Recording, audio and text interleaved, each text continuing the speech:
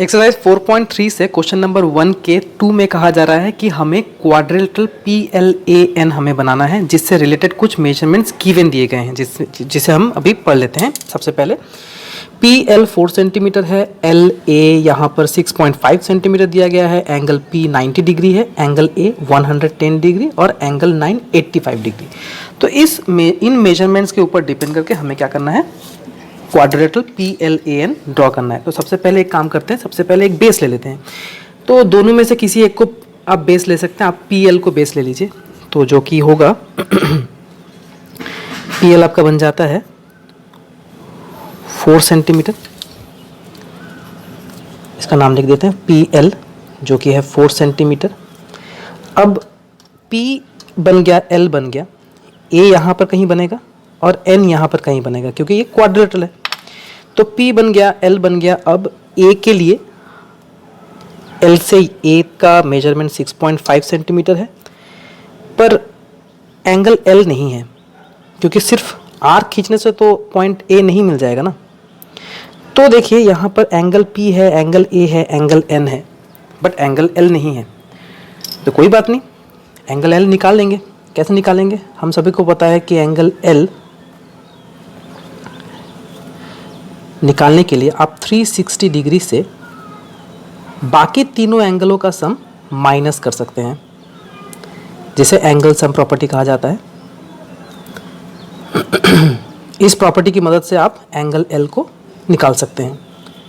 360 degree minus 90 plus 110, 200 हो गया, 285 degree. इसका रीज़न भी यहाँ पर लिख सकते हैं, एंगल सम प्रॉपर्टी। यहाँ पर इस रीज़न को लिख दीजिएगा।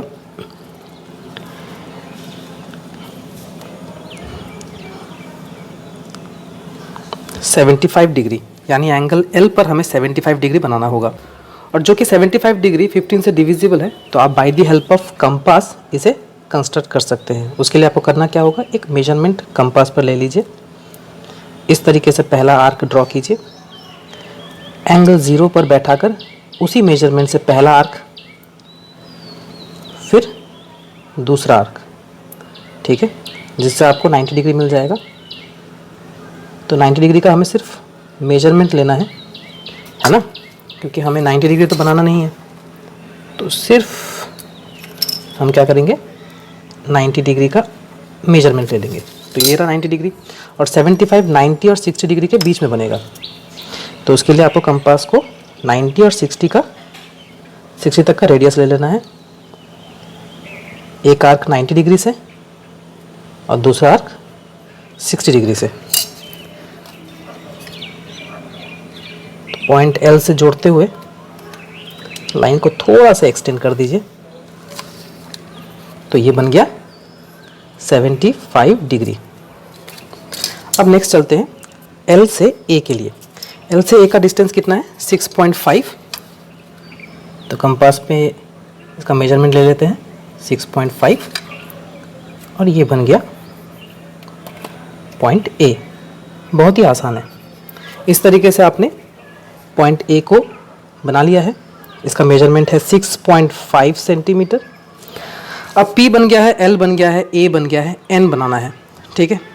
तो एंगल A से हमें क्या करना होगा, 110 डिग्री कंस्ट्रक्ट करना होगा, और एंगल P पर 90 डिग्री बनाना होगा। जब ये दोनों एंगल आपस में मीट करेंगे तो ही एंगल N हमें मिल जाएगा।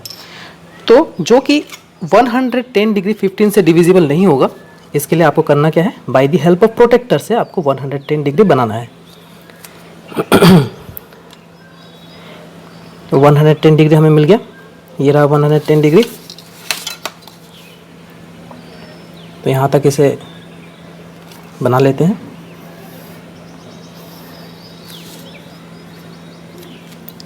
तो ये रहा 110 डिग्री। पॉइंट N को बनाने के लिए एंगल P पर आप 90 डिग्री बना लीजिए, और 90 डिग्री बनाना बहुत ही आसान है। By the help of compass just किसी भी मेजर पर एक आर्क ड्रॉ कीजिए, ठीक है। फिर 0 पर बैठा कर पहला आर्क 60 डिग्री, 60 पर बैठा कर दूसरा आर्क तो 120 डिग्री, 60 और 120 के बीच में 90 डिग्री बन जाएगा। ये लीजिए बन गया। अब इस पॉइंट को P से जोड़ दीजिए और एक्सटेंड कर दीजिए। जैसे ही आप एक्सटेंड करते हैं, देखा मैंने कहा था कि 110 डिग्री एंगल का जो रे है उसे कौन मीट करेगा? पॉइंट P से जो रे निकल रही है 90 डिग्री पर। ये 90 डिग्री बन गया यहाँ पर, और ये हमें पॉइंट N मिल गया। तो इस तरीके से आपको कंस्ट्रक्शन करना है। चलिए स्टेप्स ऑफ कंस्ट्रक्शन पढ़ लेते हैं।